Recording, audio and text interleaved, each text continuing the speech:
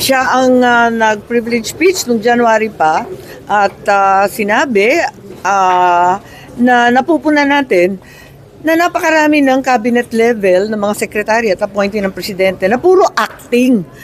Sa dami nila, siyam na sila sa bilang ko, no? Yung iba, paso na sa 1 year, hindi na siya temporary, overacting na yon. Ano ba yun? Napakarami nila, siyam. Sabihin natin, 20 mahigit ang cabinet. Halos 40% ng ating cabinet level secretaries, pinakamatitindi, pinakamakapangyarihan, pinakamatataas na opisyal ng bansa, hindi pa sinusuri, hindi pa kinikilatis, hindi pa nakikilala ng Commission on Appointments. Labag na yan sa ating konstitusyon. Kinikilala natin ang kapangyarihan ng Pangulo na mag-appoint ng acting capacity.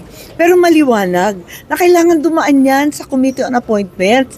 Kung wala, bakit pa ginawa ng konstitusyon itong constitutional body ng Commission on Appointments, dalawa pang panel, may galing Congress, may galing Senado, kung laging binabypass, paraging pinapalusutan, parating dinadaan-daanan lamang. Doon kami nagtataka. So, ang sabi namin, include na yan sa aming agenda. Biglang nung pagdating namin, na-delete na sa agenda. Pagkatapos noon, ang sinasabi na kagabi lang daw natanggap. Kagabi ba yun? Naibigay na sa Commission on Appointments noong February 26. Official receipt. Halos 3 linggo, hindi pa nababasa. Kaikli-ikli. Napakasimple ng issue. Sa kabila ng pagkilala natin sa kapangyarihan ng Pangulo na mag-appoint ng acting secretary, kinakailangan naman siguro 1 o 2 lamang. Hindi naman yung siyam na halos kalahati ng kabinete, puro sa acting at overacting. Sinong nagkukulang dito? Yung CE po ba? Hindi, sa palagay ko, talagang reminder lang sana ang hinihingi namin ni Senator Marcoleta, ipaalala lang sa palasyo na kinakailangan idaan naman sa CA ang karamihan. Naiintindihan naman natin kung may biglang nag-vacancy, kailangan ng temporary appointment, naintindihan naman natin yon, tama naman yon.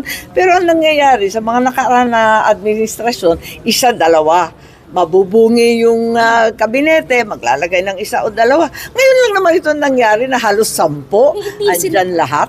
May mga 5 taon na, ano ba yan? Yung BCDA, Philippine Space, ano ba yan? Nakakalimutan ba yan o nasasadya na talaga? Hindi nasasubmit yung requirements, ma'am, sa CA? Hindi pinapasok sa CA at all. Puros acting ng acting. Kaduda-duda na pag ganyang kadami yung acting. Alam naman natin, parang emergency appointment kapag acting, di ba? Nabakante, nang biglaan, o di kaya, talagang temporary lang naman to.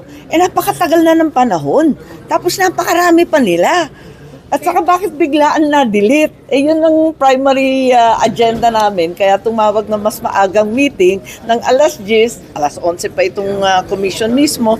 Nakakapagtaka, bakit biglang na-delete? Ba't tayo natatakot na magpaalala sa ating Pangulo? Hindi naman mamasamain yan. Pagkat ginagawa natin ang ating tungkulin at pinapaalala lang naman sa palasyo na kinakailangan idaan sa CA.